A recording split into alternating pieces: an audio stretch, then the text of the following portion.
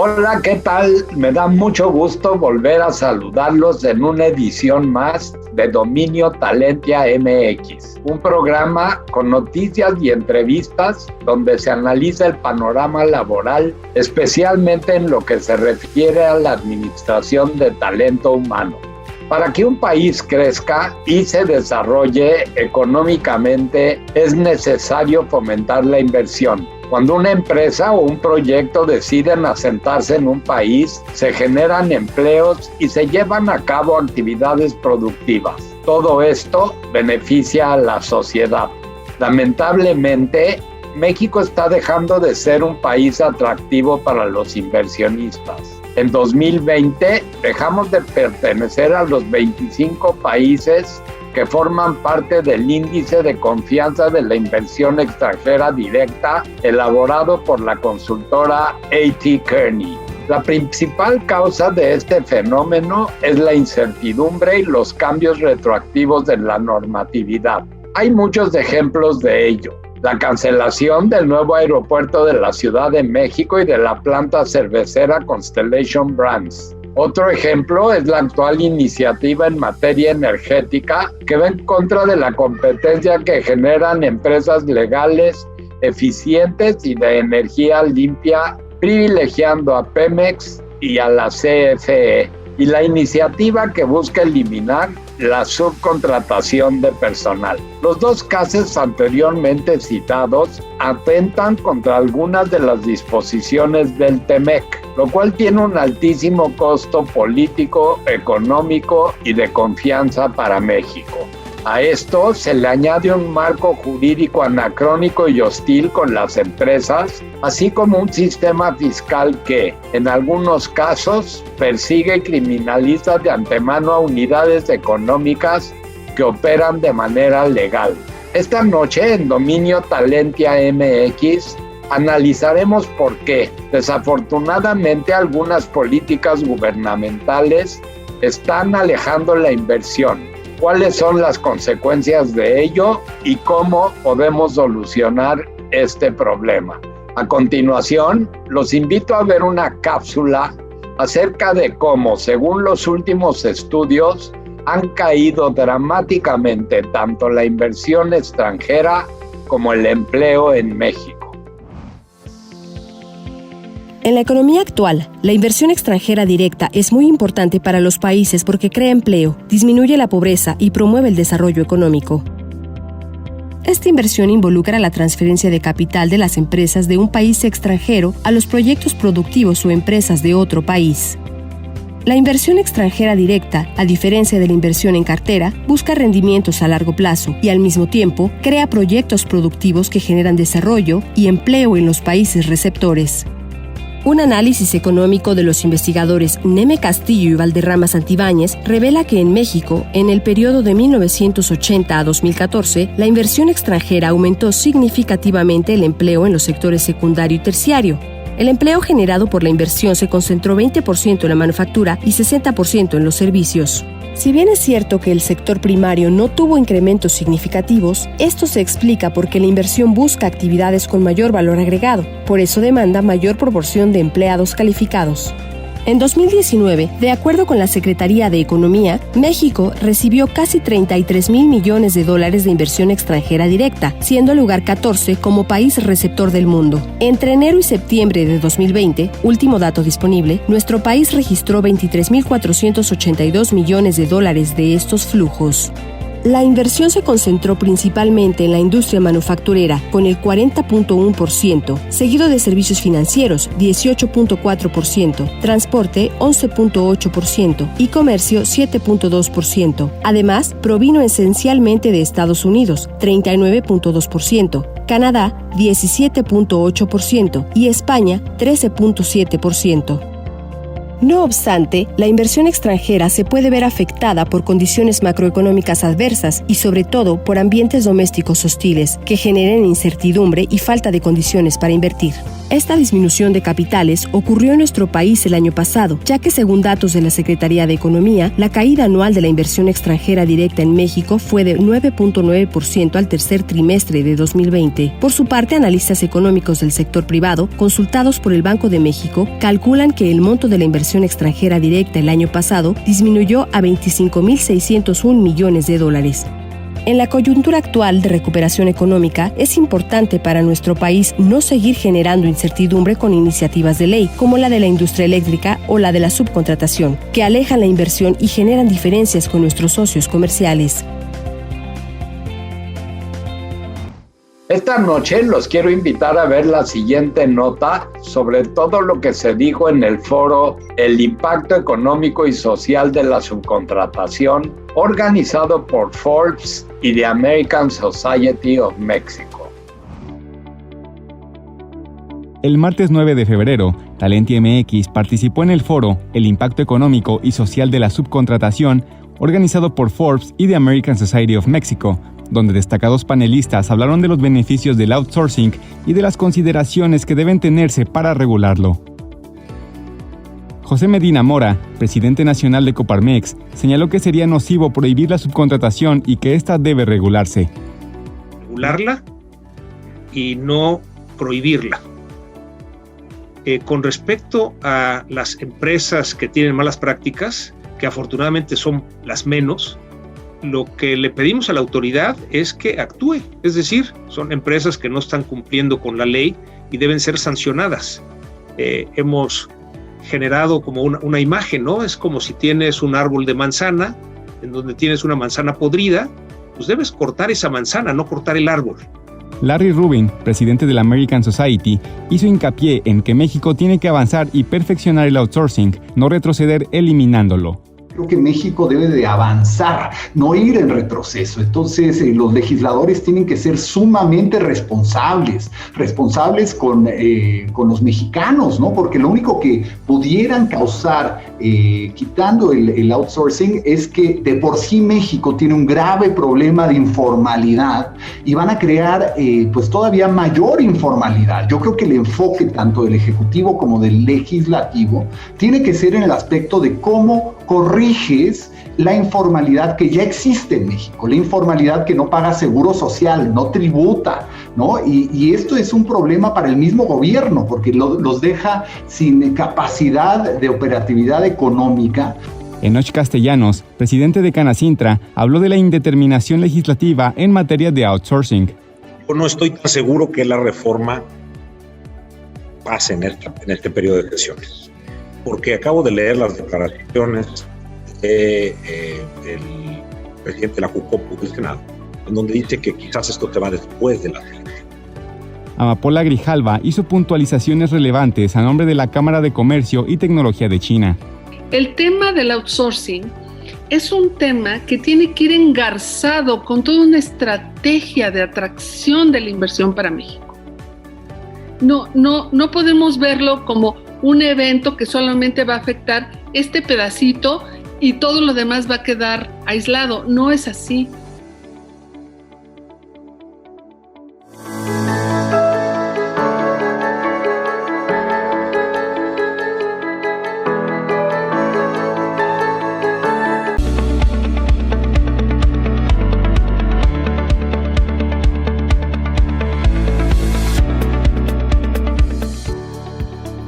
La inversión fija bruta de las empresas en México cayó 12.1% en noviembre de 2020 frente al mismo mes del año anterior, arrastrada por las contracciones en el gasto de maquinaria de 14.8% y construcción de 9.9%, informó el INEGI. En tanto que, en el periodo de enero a noviembre de dicho año, esta inversión acumula una disminución de 18.8%. Aunque en junio de 2020 la inversión empezó a recuperarse, esta lleva 22 meses de caídas anuales consecutivas. Este tipo de inversión es importante porque es el dinero que destinan las empresas para adquirir la maquinaria y construir la infraestructura destinada a producir más bienes. La disminución de esta inversión afecta al crecimiento de las empresas e impacta negativamente al crecimiento y a la generación de empleo. Lo anterior se suma a la disminución de la inversión extranjera directa en México, cuya contracción en 2020 puede rondar el 10%. En esta noche de Dominio Talentia MX, quiero darle la bienvenida a Federico Rubli Kaiser, economista, doctor en Teoría y Política Monetaria, Finanzas y Comercio Internacional. Es columnista del Economista y ha sido asesor de la Junta de Gobierno de Banxico. Bienvenido, Federico, buenas noches. Muy buenas noches, pues un placer estar con ustedes y con el auditorio. El 1 de febrero pasado inició el periodo ordinario de sesiones en el Congreso de la Unión, que es el último de esta legislatura. El Ejecutivo Federal envió la iniciativa de energía eléctrica como preferente y la discusión de la regulación de la subcontratación pues sigue estando presente en la Cámara de Diputados. Pareciera, Federico, que se quiere inhibir a toda costa las inversiones y confrontarse con nuestros principales socios comerciales. ¿Tú qué opinas? Sí, así es. Pues mira, yo creo que ambas son muy desafortunadas, pero además vienen ya de una cadena que se inició pues desde fines de 2018, cuando este gobierno todavía ni tomaba posesión, pues con la famosa cancelación del aeropuerto, ¿no? Ya luego más adelante vino la cancelación de la cervecería en Baja California y bueno, toda una serie de otras medidas, pero ahora sobre todo destacan estas que pues echan abajo lo que se había logrado con la reforma eléctrica. Y bueno, y con lo de la subcontratación del outsourcing, pues también es algo realmente muy lamentable, porque lo que hace falta es regularla, pero no eliminarla, ¿no? Y pues sí, estas son señales muy negativas para los inversionistas, tanto nacionales como extranjeros, obviamente, porque se dan cuenta que tenemos un Estado de Derecho muy débil, en donde las reglas establecidas no se respetan y en donde pues, el gobierno está empeñado en seguir con este modelo totalmente centralista, que yo creo que ese es un gran error y sobre todo porque inhibe el crecimiento económico, ¿no? Según especialistas, varios especialistas, la reforma a la ley de la industria eléctrica que plantea el Ejecutivo Federal significaría revertir gran parte de la reforma energética, como lo dijiste, de México, que fue promulgada en el año 2014. El tema es que se afirma que se violarían compromisos internacionales contenidos, por ejemplo, en el Tratado de Libre Comercio TEMEC o en el Tratado Transpacífico. ¿Qué piensas al respecto? Es una transgresión sobre todo del TEMEC, ¿no? En el TEMEC pues está muy bien establecido todo lo que es no solamente la parte eléctrica, sino en general la política energética. Y esta, bueno, pues ha sido malinterpretada por el gobierno pensando, o ellos dicen, ¿verdad?, que pues en un tratado no se va a arriesgar lo que es la política soberana de un gobierno en esta materia.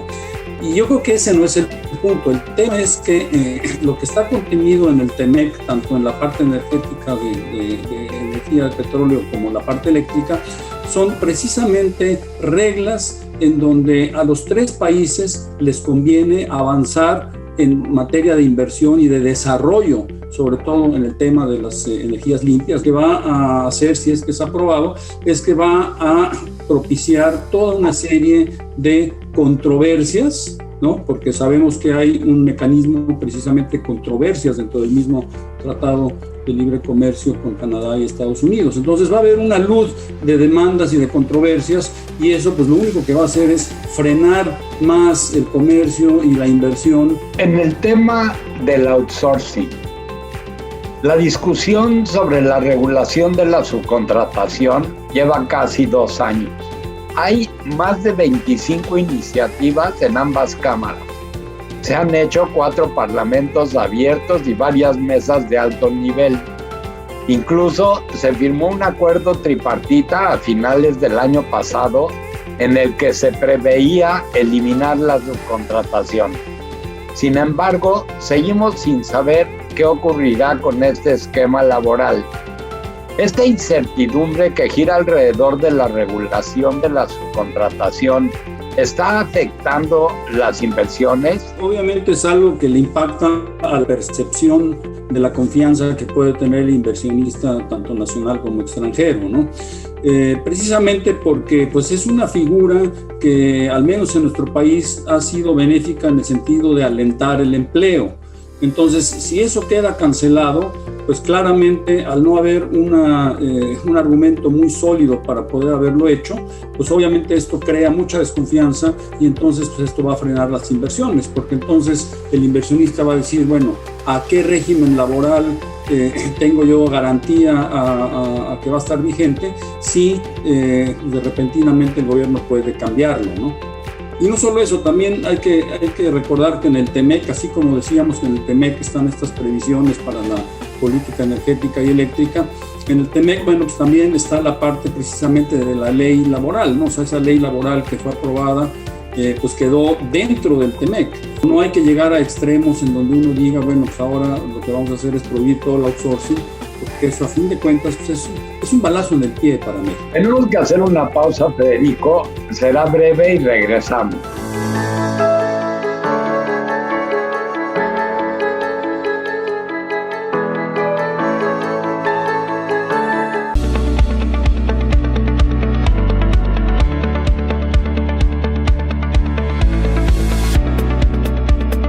De acuerdo con el INEGI, en noviembre del año pasado, la inversión fija en México acumuló 22 meses consecutivos de contracciones anuales. Es decir, comenzó a descender a mediados de 2018. Además de los efectos económicos de la pandemia, ¿qué razones atribuyes a que la inversión del país se haya debilitado tanto?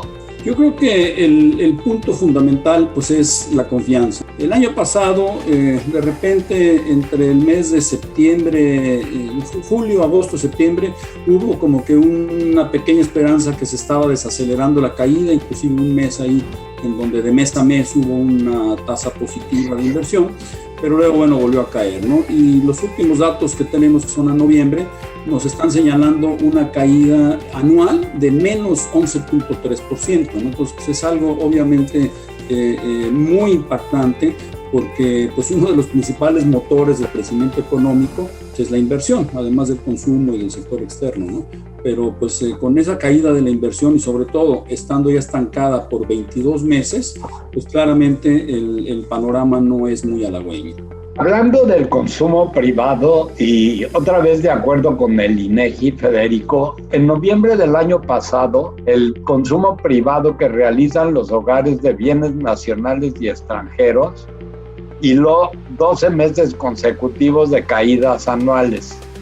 ¿Consideras que esta situación es un reflejo del deterioro del mercado laboral, por ejemplo, la merma en los ingresos laborales o la confianza de los consumidores? Sí, definitivamente. Yo creo que antes de la confianza pues está la merma del ingreso. Simplemente sufrieron la mayoría una disminución muy importante en su ingreso disponible y eso pues llevó a sacrificios en el consumo, sustituciones en el consumo y bueno, obviamente reducciones de sacrificios, ¿no? Entonces definitivamente sí es un punto, ¿no? No tanto la parte de confianza, porque bueno, pues todos quisiéramos tener confianza en poder consumir, pero finalmente es un problema de medios, de recursos, ¿no? Con la contracción de la economía del 8.5% del PIB en 2020, la caída en la inversión de aproximadamente 20% del año pasado, y con la posible aprobación de las iniciativas eléctrica y de outsourcing, ¿qué podría esperarse para el país en este 2021? Yo creo que el crecimiento va a estar muy determinado por lo que suceda en el resultado electoral del 6 de junio. ¿Por qué? Porque el inversionista siempre tiene esta actitud de esperar y evaluar, y más en un marco en donde se va a tener una elección tan importante como la que tendremos en México. Entonces, yo no creo que cambien mucho las expectativas de crecimiento en inversión de aquí a la elección. Creo que para la segunda mitad del año, podremos esperar una reactivación muy débil, porque las reactivaciones llevan tiempo. O sea, recomponer la gran pérdida de empleo, la gran pérdida o quiebra de empresas que tuvimos el año pasado y parte de este año, pues no va a ser inmediato, ¿no? O sea, va a llevar mucho tiempo. Yo coincidiría con el consenso de los principales pronosticadores que esperarían, así como vamos, un crecimiento de este año entre el 3.5 máximo 4%. Mucho es un efecto rebote, eso hay que señalar. La recesión económica que atravesamos provocó una caída el año pasado de un 8.5% del PIB, luego de haber caído 0.1% en 2019. Sabemos que para crecer es fundamental que crezca la inversión, el consumo, el gasto público y las exportaciones netas. Tú ya mencionaste un escenario de un posible crecimiento de 3.5% para este año. Yo te preguntaría, ¿cómo podemos crecer si la mayoría de estos indicadores están completamente en números rojos? Bueno, lo que es muy importante es que la mayor parte de ese crecimiento va a ser lo que llamamos un efecto rebote. ¿Qué quiere decir esto? Como la caída fue tan severa en el año 2020, pues una vez que toca fondo, pues viene el rebote. O sea, es normal que estos indicadores económicos pues reboten en este famoso patrón de V, ¿no? El punto es que no rebotan hasta arriba, o sea, no van a rebotar hasta alcanzar otra vez el nivel que teníamos hasta antes de la pandemia, ¿no?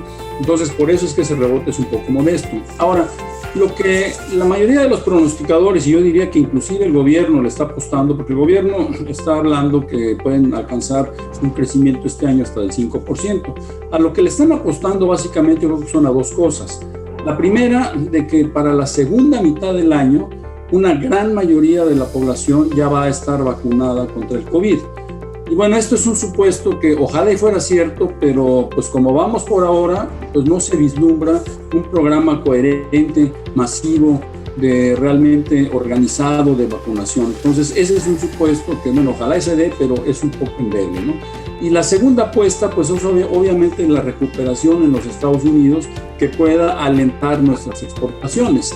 Eso sí puede ser factible, pero entonces podemos entrar otra vez en un cuello de botella, porque si hay mucha demanda por parte de Estados Unidos para adquirir productos mexicanos, y aquí en México simplemente por la parte de la industria tan dañada por el desempleo y el cierre de empresas y la reconfiguración que tiene que tener el sector, pues no van a tener la capacidad de reaccionar rápidamente para producir lo que se le está demandando al extranjero. Entonces sí va a haber un efecto de exportaciones hacia Estados Unidos, pero puede verse un poco limitado, que bajo condiciones normales debería ser mucho mayor.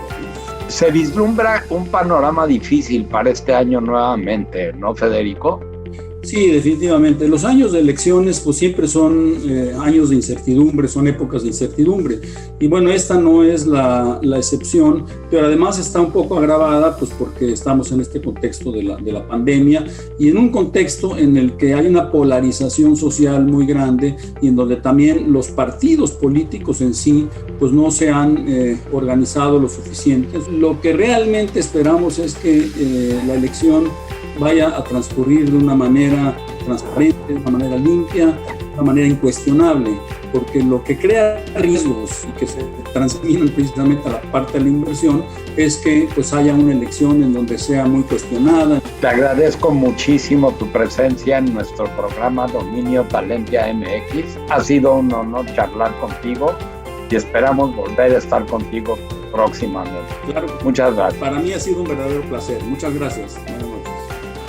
Hemos llegado al final del programa.